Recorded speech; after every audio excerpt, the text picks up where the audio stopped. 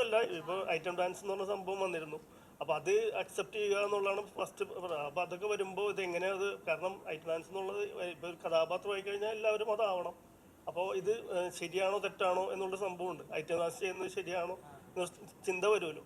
അപ്പോൾ ഇത് കൺവിൻസ് ആവുക എന്നുള്ളതുണ്ടായിരുന്നു.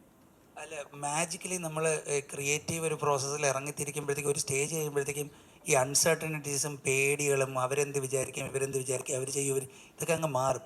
കാരണം എന്ന് വെച്ച് കഴിഞ്ഞാൽ നമ്മൾ ഫ്ലോയിൽ അങ്ങ് പോവുക. അപ്പോൾ നമ്മൾ ആരെടുത്ത് വേണമെങ്കിലും ഇത് ചോദിക്കാനുള്ളൊരു ധൈര്യം വരും. അത് ഡെസ്പിറേഷൻ ആയിരിക്കും ചിലപ്പോൾ, അല്ലെങ്കിൽ നമ്മുടെ ക്രിയേറ്റീവ് സംഭവം നമുക്ക്.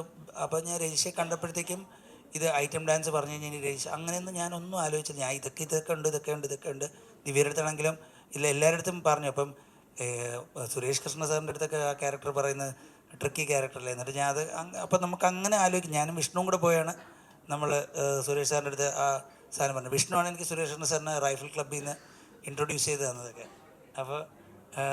അപ്പോൾ ഞാൻ കൂടുതൽ അതിൻ്റെ എനിക്ക് എന്തോ ദൈവം സഹായിച്ച ആ സമയത്ത് അതിൻ്റെ പ്രത്യാഘാതങ്ങളെക്കുറിച്ച് ഓർമ്മ വരുന്നത്. പിന്നെ കുറേ നേരം കഴിഞ്ഞിട്ട് ഇപ്പം പാട്ടൊക്കെ ഇറങ്ങിയപ്പോഴാണ് ഇത് ഇത്ര എൻ്റെ പൊന്നെ ഇത്രയും വലിയ ആഘാതമാണോ ഇതെന്നൊക്കെ ഞാൻ ആലോചിച്ചത് പാട്ടൊക്കെ ഇറങ്ങിയിട്ടാണ്. അതുവരെ ഞാൻ ഇത് ഒരാളെന്തോ പറഞ്ഞത് മാറി കുറച്ച് കഴിഞ്ഞപ്പോൾ.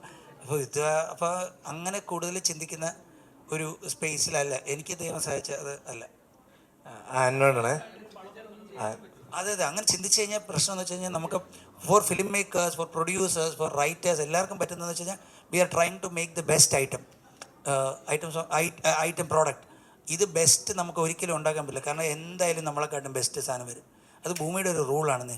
എന്തിൽ ബെസ്റ്റ് ഉണ്ടോ അതിനെക്കാട്ടും ബെസ്റ്റ് എവിടെയെങ്കിലും ഉണ്ട്. അപ്പോൾ ഇത് ബെസ്റ്റ്. അതായത് ഒരു സെക്കൻഡ് ഞാൻ വിചാരിച്ചത് ഇനി എങ്ങാനും കൃഷാന്ത് അത് ആലോചിച്ച് പോയിട്ട് എൻ്റെ അടുത്ത് വന്നില്ലായിരുന്നെങ്കിൽ what a miss this would have been. അല്ലേ, എനിക്ക് role of a lifetime എനിക്ക് മിസ്സായി പോകാൻ. So thankfully he did not.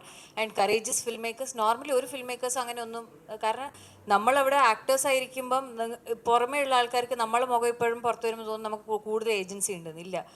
നമുക്ക് ഏജൻസി ഇല്ല. കാരണം ഞങ്ങൾ ഇത് നമ്മുടെ മുഖം സ്ക്രീനിൽ വരണമെങ്കിൽ ഒരാൾ കഥ എഴുതണം, ഒരു സംവിധായകൻ അത് ഡിസൈഡ് ചെയ്യണം, ആ സംവിധായകൻ്റെ ആ എഴുത്തുകാരൻ്റെ മനസ്സിൽ നമ്മളുടെ മുഖം വരണം, നമ്മൾ അപ്രോച്ച് ചെയ്യാൻ തോന്നണം. ഇത് നമ്മളുടെ അടുത്ത് വന്നാലല്ലേ നമുക്കത് സെലക്ട് ചെയ്യാൻ പറ്റുള്ളൂ.